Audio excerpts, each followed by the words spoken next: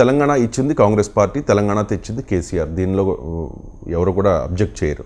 కానీ తెలంగాణ వచ్చినప్పుడు రేవంత్ రెడ్డి తెలుగుదేశం పార్టీలో ఉన్నారు సార్. ఉద్యమకారులపైకి తుపాకీ ఎత్తిపెట్టిండు అంటూ అప్పుడు ఆయన తుపాకీతో హల్చల్ చేసిన వీడియోస్ను కూడా బీఆర్ఎస్ పార్టీ వీళ్ళందరూ కూడా వైరల్ చేస్తూ ఉన్నారు. అంటే ఈయన పాత్ర ఏంటి తెలంగాణ రావడంలో? ఆయన పాత్ర లేదు కాబట్టి తెలంగాణకి ఈయన ముఖ్యమంత్రి అని ఎద్దేవా చేస్తున్నారు హరీష్. ఇప్పుడు తెలంగాణకు ఎవరు ముఖ్యమంత్రి కావాలి అన్నది ఉద్యమంలో ఎన్ని కేసులు ఉన్నాయి, ఎన్నిసార్లు ధర్నాలు చేశాడు, అది క్రైటీరియా, ఎన్నిసార్లు అంత ఇతర ముఖ్యమంత్రి.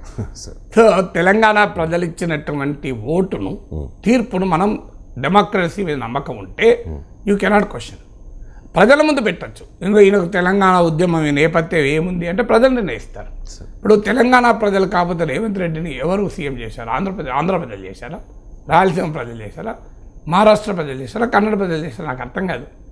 అంటే తెలంగాణ సమాజమే కదా రేవంత్ రెడ్డి ముఖ్యమంత్రిగా ఎన్నుకుంది, వేరే వాళ్ళు కాదు కదా. రేవంత్ రెడ్డి నాయకత్వం వచ్చినాకనే కాంగ్రెస్ పార్టీలు ఊపొచ్చింది కదా, అంతకుముందు లేదు కదా. ఎవరు అవునన్నా కాదన్నా రేవంత్ రెడ్డి కాంగ్రెస్ పార్టీ నాయకత్వం వహించడం ఒక ఇంపార్టెంట్ ఫ్యాక్టర్ కాంగ్రెస్ గెలవడంలో. కాకపోతే ఇంతమంది సీనియర్లు ఉండగా రేవంత్ రెడ్డి ఎట్లా ముఖ్యమంత్రి అవుతారని నాకు అర్థం కాదు. ఉత్తమ్ కుమార్ రెడ్డి, బట్టి విక్రమార్క, కోమటిరెడ్డి వెంకరెడ్డి వీళ్ళంతా మామూలు నాయకులా అండి. వీళ్ళు ఎన్ని రకాలు, అసలు రేవంత్ రెడ్డి పీసీసీ కావడానికే కాంగ్రెస్లో సీనియర్లు అడ్డుకోలేదా? మనందరూ తెలియదా? సో ముఖ్యమంత్రి కావడాన్ని 24 గంటల్లో డిసైడ్ అయింది కదా. అంటే ఎలా డిసైడ్ అయింది? కాంగ్రెస్ పార్టీ సహజ స్వభావం అయితే చాలా అభ్యంతరాలు ఉండాలి. అది కూడా 65 మందే ఉన్నారు. అంటే కాస్తంత ఒక 10 మంది ఐదుగురు అటు ఇటు అయితే అధికారం అయిపోతుంది. అలాంటి టైంలో కాంగ్రెస్ పార్టీ ఇంత సులభంగా రేవంత్ రెడ్డి నాయకులను ఎలా చేయగలిగింది? అంటే పార్టీలో ఆ రకమైన మెజారిటీ ఎమ్మెల్యేల మద్దతు లేకపోతే సాధ్యమే ఏదైనా. సో కర్ణాటకలో 7 రోజులు పట్టింది, మీకు గుర్తే ఉంటుంది కదా. సో అందువల్ల ఇక్కడ 24 గంటల్లో డిసైడ్ అయింది, 48 గంటల్లో అనౌన్స్ అయింది, డిసైడ్ మాత్రం 24 గంటల్లో అయింది. మరి ఎలా సాధ్యమైంది అంటే రేవంత్ రెడ్డి కాంగ్రెస్ పార్టీ విజయంలో కీలక పాత్ర పోషించాడు. అందుకే ఆ పార్టీ ఆయన ముఖ్యమంత్రి చేసింది. కాంగ్రెస్ పార్టీని గెలిపించింది తెలంగాణ సమాజం కాదా? మరి ఎలా అనగలం దాన్ని? తెలంగాణ ముఖ్యమంత్రిగా తెలంగాణ సమాజం చేయలేదా? ఇక మీరన్నట్లు ఉరికించి కొట్టుడు ఇవన్నీ రాజకీయాల్లో మాట్లాడుకుని ఇంతకుముందు ఏదో ఎగ్జాంపుల్ చెప్పాను. పట్నం మహేందర్ రెడ్డి, ఆయన తెలుగుదేశం నాయకుడుగా రంగారెడ్డి, ఉమ్మడి రంగారెడ్డి జిల్లాలో బలమైన నాయకుడు. తెలంగాణ ఉద్యమకారుల పైన పట్నం మహేందర్ రెడ్డి, అంటే టీఆర్ఎస్ నాయకత్వంలో జరిగిన తెలంగాణ ఉద్యమకారుల మీద పట్నం మహేందర్ రెడ్డి కేసులు పెట్టలేదా? నాకు చెప్పండి. మీకు అదంతా ఎందుకు? కొండా సురేఖ, కొండా మురళి వీరు జగన్మోహన్ రెడ్డి మానుకోట వస్తుంటే తెలంగాణ ఉద్యమకారులు తెలంగాణ జేఏసీ అడ్డుకోవాలని పెద్ద ఎత్తున పిలిపిస్తే మానుకోటు రైల్వే స్టేషన్లో కొండా మురళి తుపాకీ ఎత్తలేదా? అప్పుడు వీళ్ళు రాళ్ల వర్షాలు కురవలేదా?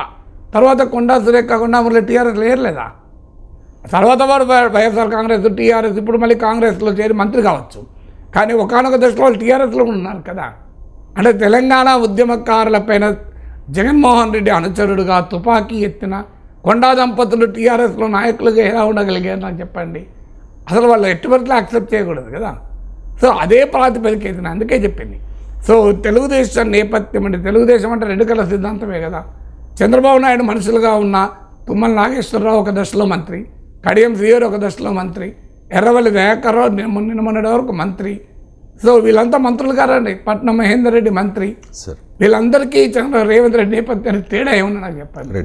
వీళ్ళందరూ కూడా అదే కదా.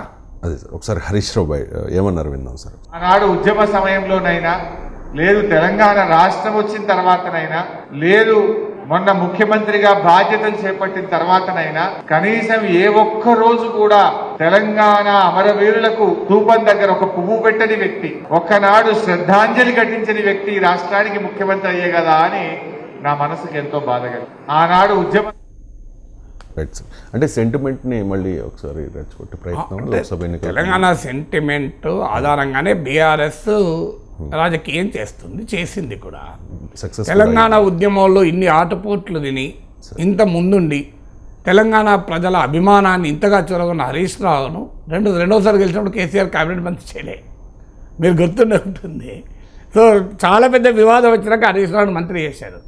హరీష్ రావును మీకు తెలంగాణ సమాజంలో మీరు రేటింగ్ తీయండి, one of the highest rated leader.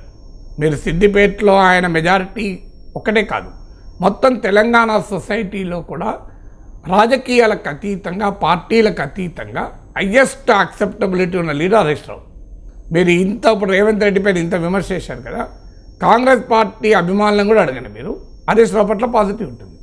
Harish Rao పట్ల నెగిటివ్ ఉండదు, ఏమైనా ఉంటే పాజిటివ్నే ఉంటుంది. ఎందుకంటే హరీష్ రావుకున్న ప్రత్యేకత అది. అంటే ప్రజలతో సంబంధాలు కానీ, పార్టీలకు అతీతంగా నాయకులతో సంబంధాలు కానీ, పార్టీలకు అతీతంగా ప్రజల రిప్రజెంటేషన్ ఎవరు తెచ్చినా పనిచేసేవాడు. ఆ పనిచేయడం కూడా మామూలుగా ఉండదు. మీకు హరీష్ రావుకి మనం పబ్లిక్ రిప్రజెంటేషన్ ఇచ్చామనుకోండి, నాలాంటి వాళ్ళు, నేను ఎప్పుడేం పర్సనల్ రిప్రజెంటేషన్ కాదు కానీ పబ్లిక్ రిప్రజెంటేషన్ ఇస్తే నా అనుభవం కూడా చెప్తాను. ఆ పని అయిపోయినాక మళ్ళీ ఆయనే ఫోన్ చేసి, నాగేశ్వర్ గారు మీరు మొన్న రిప్రజెంటేషన్ ఇచ్చారు అయిపోయింది అని, లేదంటే వాళ్ళ పిఏ ఎవరు ఫాలోఅప్ చేసి అది అయిపోయింది అనే దాకా చేస్తారు. సో ఆ గుడ్ విల్ అనేది హరీష్ రావుకు ఉన్నది. మరి అంత గుడ్ విల్ ఉండి కేటీఆర్ రాజకీయాల్లో చేరక ముందే కేసీఆర్తో రాజకీయాల్లో ప్రవేశించి రాజశేఖర్ రెడ్డి ప్రభుత్వంలో మంత్రి అయ్యే సమయానికి హరీష్ రావు ఎమ్మెల్యే కూడా కాదు, ఆయన not even MLA. KCR Siddipet నుంచి గెలిస్తే ఆయన తర్వాత పార్లమెంట్కి చూస్ చేసుకుంటే హరీష్ రావు అక్కడి నుంచి ఎమ్మెల్యే అయ్యాడు. సో మరి అలాంటి హరీష్ రావును ఎందుకు కేసీఆర్ రెండోసారి క్యాబినెట్ ఏర్పాటు చేసినప్పుడు మంత్రిగా తీసుకోలేదు చాలా రోజులు? మీకు కాళేశ్వరం ప్రాజెక్ట్ ప్రారంభం మీరు ప్లాంక్ చూడండి, శంకుస్థాపన ప్లాంక్ ఉంటుంది కదా, దానిపైన హరీష్ రావు పేరుండదు. మీకు జగన్మోహన్ రెడ్డి పేరుంటుంది, మరి హరీష్ రావు పేరుండదు. మరి ఏమంటాను దీనికి? ఆంధ్రప్రదేశ్ ముఖ్యమంత్రిగా జగన్మోహన్ రెడ్డి కారణం, ఆ రోజు హరీష్ రావు మంత్రి కాదు. సో అందువల్ల రాజకీయాల్లో ఎందుకు ఈ ఉదాహరణ చెప్తున్నానంటే, కేసీఆర్కు హరీష్ రావుకు ఇంత సాన్నిహిత్యం ఉన్నా, కుటుంబ సభ్యుడైనా, తెలంగాణ ఉద్యమంలో ఇంత పాత్ర వహించిన, మరి ఆయనను మంత్రిగా తీసుకోవడానికి కేసీఆర్ ఆగాడు, ఆలోచించాడు. ఎందుకో ఆ టీఆర్ఎస్లో ఉన్న ఇంటర్నల్ రాజకీయాలు మనందరికీ తెలుసు, అది టీఆర్ఎస్లో ఉన్న ఇంటర్నల్ డైనమిక్స్. అదంతా ఎందుకు ఇప్పుడు KCR assembly floor leader Harish రావుని చేస్తారు నాకు చెప్పండి. మరి ఇంత ఉద్యమ నేపథ్యం ఉన్న హరీష్ రావును కేసీఆర్ ఎందుకు టీఆర్ఎస్ లెజిస్లేచర్ పార్టీ లీడర్గా చేయడు? రేపు ఎందుకు ఆలోచిస్తున్నాడు? చేయొచ్చు కదా. కేసీఆర్ లెజిస్లేటివ్ పార్టీ అంటే శాసనసభ శాసన మండలి కలిపి శాసనసభ పక్ష నేతగా ఉండి అసెంబ్లీలో పార్టీ లీడర్గా హరీష్ రావుని పెట్టవచ్చు. ఇది ఒక స్కోప్ ఉంటుంది. ఇప్పుడు Sonia Gandhi parliamentary party leader, లోక్సభలో అధీర్ రంజన్ చౌదరి, రాజ్యసభలో మల్లికార్జున్ ఖర్గే నాయకులు. సో అలా వెసులుబాటు కూడా ఉంటుంది రాజకీయ పార్టీలకు ఉభయ సభలు ఉన్నప్పుడు, బైకామరల్ లెజిస్లేచర్ అంటారు, రెండు సభలు ఉన్నప్పుడు. సో రెండు సభలకు కలిపి కేసీఆర్ నాయకుడిగా ఉండి అసెంబ్లీలో నాయకుడు హరీష్ రావుని పెట్టవచ్చు కదా. ఇంత ఉద్యమ నేపథ్యం ఉన్నది. అందుకు నేను ఈ ఉదాహరణ చెప్తున్నానంటే, కాంగ్రెస్ శాసనసభాపక్ష నేతగా ముఖ్యమంత్రిగా రేవంత్ రెడ్డి కావటానికైనా, టీఆర్ఎస్ శాసనసభాపక్ష నేత హరీష్ రావు కాకపోవడానికైనా ఇంటర్నల్ పార్టీ డైనమిక్సే ఉంటాయి తప్ప ఉద్యమ నేపథ్యం అనేది ప్రాతిపదిక కాదు. ఉద్యమ నేపథ్య ప్రాతిపదిక అయితే హరీష్ రావును మించిన నాయకుడు ఇంకోరు ఉండరు. ఈవెన్ కేసీఆర్ వారసుడుగా కూడా. సో ఈవెన్ కేటీఆర్ కన్నా కూడా ఉద్యమంలో సీనియారిటీ హరీష్ రావుకు. సో అందువల్ల ఉద్యమంలో సీనియారిటీ కాదు, నేను ఇంతకుముందు చెప్పినట్టు most acceptable leader in TRS. మీరు ఎవరన్నా టీఆర్ఎస్ఏ కాదు, most acceptable leader in Telangana political system. Telangana రాజకీయ వ్యవస్థలో అత్యధిక ఆమోదం పొందిన, జనాదరణ పొందగలిగిన నాయకుడు హరీష్ రావు. అంటే అర్థం ఏంటి? ఇవన్నీ ప్రాతిపదిక కాదు, అల్టిమేట్గా డైనమిక్స్ ఆఫ్ పాలిటిక్స్ డిసైడ్ చేస్తాయి. Dynamics of internal party politics decide చేస్తాయి. అది రేవంత్ రెడ్డి కావాలన్నా, హరీష్ రావు కావాలన్నా ఉద్యమ నేపథ్యాలు డిసైడ్ చేయవు. మరి ఏ ఉద్యమ నేపథ్యం లేని వాళ్ళు మంత్రులయ్యారు కేసీఆర్ క్యాబినెట్లో? సమైక్యవాదాన్ని వినిపించిన వారు మంత్రులయ్యారు. అసలు కోదండరాంకు ఉద్యమ నేపథ్యం లేదు. అప్పుడు రేవంత్ రెడ్డి పక్క పెడదాం. హరీష్ రావుకైనా ఎవరైనా బీఆర్ఎస్ నాయకులకైనా సూటి ప్రశ్న, ప్రొఫెసర్ కోదండరాంకు తెలంగాణ ఉద్యమ నేపథ్యం లేదా? మరి కేసీఆర్ 10 ఏళ్ళు అధికారంలో ఉన్నంత కాలం కోదండరాంకు కనీసమైన గుర్తింపు ఉందా? మరి ఆయన ఎమ్మెల్యే ఎందుకు కాలే? ఎవరో ఎమ్మెల్యేలు అయ్యారు కదా, రాత్రి డబ్బులు పట్టుకొని వచ్చిన వాళ్ళు ఎంపీలు అయ్యారు కదా. రాత్రి 100 కోట్లు పెట్టి ఎంపీలు కాలేదా? పెద్ద పారిశ్రామికవేత్తలు, పెద్ద కాంట్రాక్టర్లు, వాళ్ళకి ఏమైనా ఉద్యమ నేపథ్యం ఉందా? సో కోదండరాం కన్నా కూడా హెట్రోడ్రగ్స్ ఎండి పార్థసారథి రెడ్డి తెలంగాణ ఉద్యమంలో తన్నులు తిన్నాడా? కేసులు భరించాడా? చెప్పండి నాకు. తెలంగాణ ఉద్యమంలో పార్థసారథి రెడ్డి నిజాలు జైలుకు పోయాడు. నాకు చెప్పండి లెక్క. సో పార్థసారథి రెడ్డి రాజ్యసభ సభ్యుడయ్యాడు, ప్రొఫెసర్ కోదండరాం కాలే కదా. మరి దీనికి ఆన్సర్ ఉండాలి కదా. సో పార్థసారథి రెడ్డి తెలంగాణ ఉద్యమంలో ఎన్ని కేసులు పెట్టించుకున్నాడు, ఎన్నిసార్లు లాఠీ దెబ్బలు తిన్నాడు చెప్పండి, ఎన్నిసార్లు రాస్తారోకోలో పాల్గొన్నాడు, వంట వార్పులో పాల్గొన్నాడు నాకు చెప్పండి. మరి కోదండరాం సార్ ఎన్నిసార్లు పాల్గొన్నాడు. పార్థసారథి రెడ్డికి రాజ్యసభ సీట్ ఇచ్చిన కేసీఆర్ కోదండరాంకి ఎమ్మెల్సీ కూడా ఎందుకు ఇవ్వలే అంటే అర్థమైంది ఉద్యమ నేపథ్యమే అంటే మరి కోదండరాంని మించిన ఎలిజిబుల్ పర్సన్ ఉంటాడా చెప్పండి నాకు. మరి ఆయనకి ఎందుకు వెళ్ళలేదు ఇంటర్నల్ పొలిటికల్ డైనమిక్స్. కేసీఆర్కు కోదండరాంకు పడలేదు కనుక ఆయన దూరం పెట్టారు. అందువల్ల ఉద్యమ నేపథ్యమే ప్రాతిపదిక అయితే పదవులకు నేను అనేక ఉదాహరణలు చెప్పగలుగుతాను. ఉద్యమ నేపథ్యం లేని, ఉద్యమంతో సంబంధం లేని, ఉద్యమం పైన దాడులు జరిపిన వాళ్ళు కూడా బీఆర్ఎస్ కొలువులో మంత్రులు అయ్యారు, పదవులు వచ్చాయి, ఎమ్మెల్యేలు అయ్యారు, ఎంపీలు అయ్యారు. కంప్లీట్గా ఉద్యమ నేపథ్యం. గద్దర్కు తెలంగాణ ఉద్యమంతో సంబంధం లేదన్నా చెప్పండి. మరి గద్దర్కు తెలంగాణ ఉద్యమ నేపథ్య సంబంధం ఉంది. ఆయనను గోరేటి వెంకన్న లాగానో, దేశపతి శ్రీనివాస్ లాగానో గద్దర్ని ఎందుకు ఎమ్మెల్సీ చేయలే కేసీఆర్? ఆయన తెలంగాణ ఉద్యమంతో సంబంధం లేదా గద్దర్కు? సో గద్దర్కు తెలంగాణ ఉద్యమంతో సంబంధం లేదు అని ఎవరైనా అనగలరా? సో మరి దేశపతి శ్రీనివాస్ కూడా ఇప్పుడు వచ్చింది, 10 ఏళ్ళ లాస్ట్లో వచ్చింది.